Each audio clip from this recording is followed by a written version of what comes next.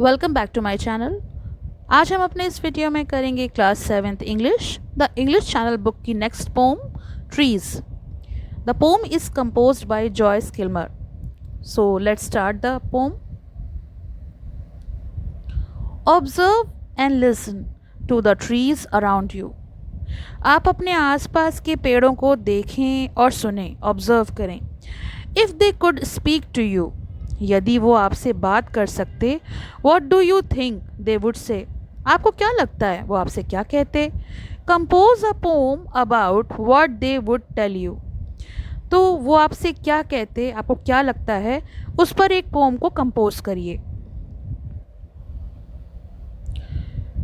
If you think about trees you will notice how self sufficient they are. यदि आप पेड़ों के बारे में सोचेंगे तो पाएंगे कि वो कितने आत्मनिर्भर हैं। सेल्फ सफिशिएंट मतलब आत्मनिर्भर। Isn't it mesmerising how independent nature is. क्या आपको नहीं लगता कि ये मर्मराइजिंग मीन्स होता है मंत्रमुग्ध, क्या ये मंत्रमुग्ध करने वाली बात नहीं है।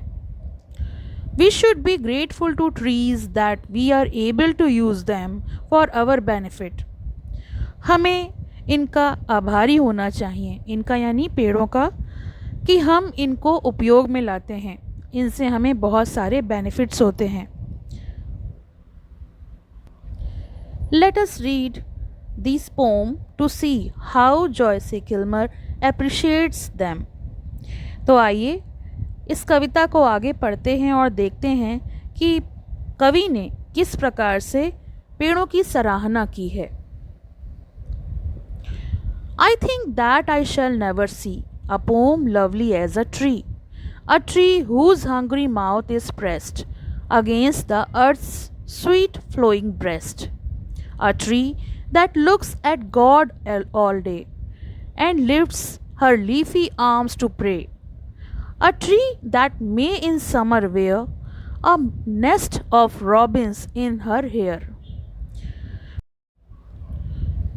upon whose bosom snow has lain, who intimately lives with rain. Poems are made by fools like me, but only God can make a tree.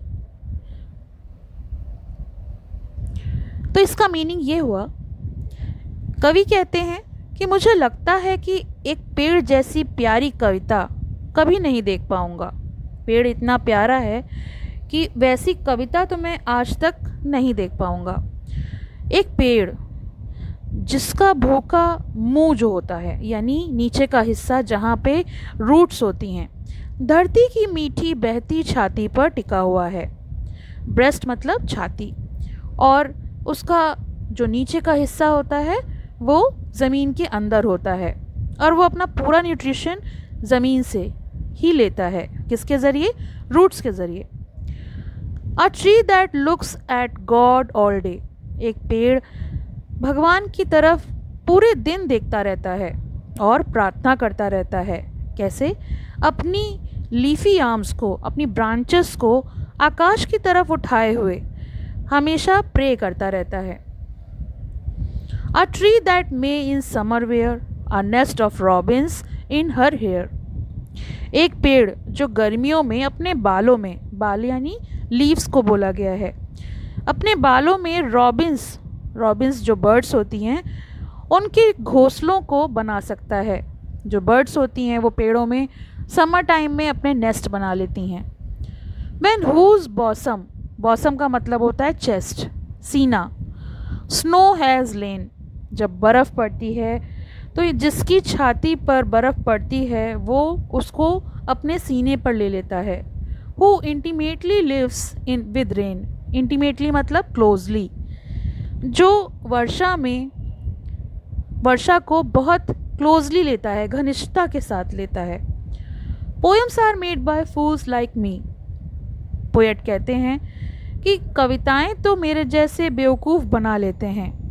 बेवकूफ़ यानी मूर्ख, वो बना सकते हैं, but only God can make a tree, लेकिन पेड़ जैसी संरचना जो हमारे नेचर की सृष्टि रचना है, सृष्टिकार हैं, वो हैं भगवान, और उन्होंने ही हमारे लिए पेड़ बनाए हैं जिनसे हमें बहुत ज़्यादा फ़ायदा मिलता है। हम उनसे तो इस कविता में कवि ने पेड़ों के महत्व के बारे में बताया है, उनकी सुंदरता के बारे में बताया है।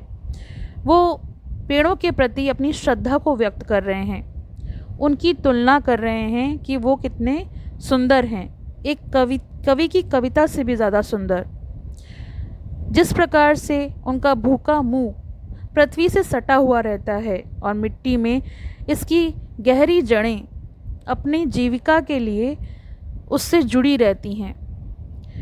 पेड़ों में एक धर्मनिष्ठ व्यक्ति के रूप में दर्शाया गया है और जो लगातार आकाश की ओर देखते हुए अपनी प्रार्थना करता रहता है और पक्षियों के लिए घोंसला बनाता है, उन्हें आश्रय देता है।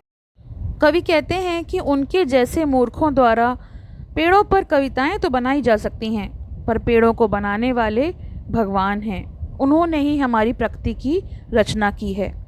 तो ये तो हो गई पोम और इसका एक्सप्लेनेशन। इसके क्वेश्चन आंसर्स हम लोग नेक्स्ट वीडियो में देखेंगे, साथ ही साथ उसकी समरी भी उस वीडियो में देखेंगे, तो उसका लिंक आपको डिस्क्रिप्शन में मिल जाएगा।